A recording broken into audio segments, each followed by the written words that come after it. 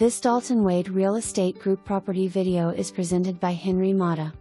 Welcome home to this beautiful maintained 2-story 5-bed/2-half bath with a 3-garage single-family home.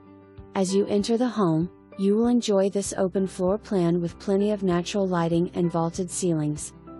This home is on an oversized lot with plenty of space for all projects or for entertaining guests and enjoying the Florida sunshine. Fully fenced. The kitchen offers a breakfast area with a formal dining room. The oversized owner's suite is located on the second floor with 2 walk-in closets and a nice-sized bathroom with dual sink, a walk-in shower and a garden tub.